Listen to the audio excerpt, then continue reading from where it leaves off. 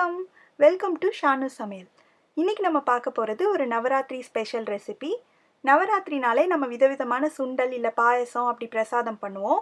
இன்றைக்கி நம்ம பார்க்க போகிறது ரொம்ப சிம்பிளாக ரொம்ப சீக்கிரமாக பண்ணக்கூடிய ஒரு சுண்டல் ரெசிபி தான். இந்த சுண்டலை நான் இன்றைக்கி ஸ்வீட் கார்ன் வச்சு பண்ண போகிறேன். இந்த மாதிரி டின்னில் ஸ்வீட் கார்ன் கிடைக்கும், அதை யூஸ் பண்ணி தான் நான் இன்றைக்கி பண்ண போகிறேன். இதுக்கு பதிலாக நீங்கள் ஃப்ரோசன் ஸ்வீட் கார்ன் அப்படி இல்லாட்டி ஃப்ரெஷ்ஷாக கிடைக்கிற முழு ஸ்வீட் கார்ன் வச்சு கூட இதே மாதிரி பண்ணிக்கலாம். இன்றைக்கி நான் யூஸ் பண்ணுற ஸ்வீட் கார்னில் சால்ட் எதுவும் இல்லை. நீங்களும் டின்னில் உள்ள ஸ்வீட் கார்ன் வாங்கி செய்கிறதா இருந்ததுன்னா அதில் சால்ட் இருக்கான்னு பார்த்துட்டு அதுக்கப்புறம் தேவைப்பட்டால் சால்ட் சேர்த்துக்கோங்க. எப்போவுமே இந்த மாதிரி டின்ட் ஐட்டம்ஸ் வாங்கும்போது நம்ம அதோட மேல் பகுதியை தண்ணியால் லேசாக கழுவிட்டோ இல்லை ஒரு ஈர துணியை வச்சு தொடச்சிட்டு அதுக்கப்புறம் ஓப்பன் பண்ணி நம்ம யூஸ் பண்ணோம்னா அது மேலே ஏதாவது தேவையில்லாத அழுக்கு இதெல்லாம் இருந்ததுன்னா அதெல்லாம் நம்ம அவாய்ட் பண்ணிடலாம். இப்போ நான் கழுவிட்ட மேலே இதை ஓப்பன் பண்ணி அந்த பவுலில் மாற்றிக்கலாம். நீங்கள் ஃப்ரோசன் ஸ்வீட் கார்ன் யூஸ் பண்ணுறீங்கன்னா கொஞ்சம் நேரத்துக்கு முன்னாடியே எடுத்து வெளியில் வச்சுருங்க. இப்போ இதை ஓப்பன் பண்ணியாச்சு. இதில் ஜஸ்ட்டு தண்ணி மட்டும் இருக்குது.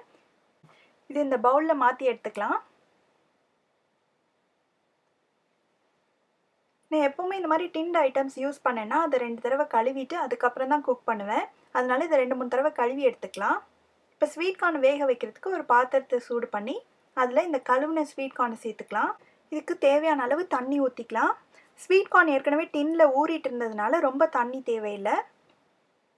அதுக்கப்புறம் இதில் உப்பு இல்லாததுனால நான் உப்பு சேர்த்துக்கிறேன். இது நல்லா கலந்து விட்டு இது வேகட்டும். அப்பப்போ இந்த மாதிரி மிக்ஸ் பண்ணி விட்டுக்கோங்க.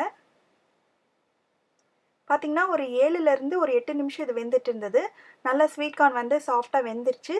தண்ணியும் ஆல்மோஸ்ட் வற்றிடுச்சு. சப்போஸ் நிறைய தண்ணி இருந்ததுன்னா இந்த ஸ்டேஜில் நீங்கள் அதை கம்ப்ளீட்டாக வடிகட்டி எடுத்து வச்சுக்கோங்க. இப்போ ஸ்வீட் கார்னுக்கு தாளிக்கிறதுக்கு 2 டீஸ்பூன் எண்ணெய் ஊற்றிருக்கேன். அதில் கொஞ்சம் கடுகு உளுந்தம்பருப்பு சேர்த்துருக்கேன். இது நல்லா பொரிஞ்சதும் ஒரு பச்சை மிளகாய் பொடியாக நறுக்கி வச்சுருக்கேன், அதை சேர்த்துடலாம். கொஞ்சமாக கருவேப்பிலை. இதெல்லாம் வறுபட்டதும் ஒரு பிஞ்ச் மட்டும் பெருங்காயத்தூள் வேண்டானாலும் விட்டுறலாம். இப்போ நம்ம வேக வச்சு வச்சுருக்கிற ஸ்வீட் கார்னை சேர்த்துடலாம்.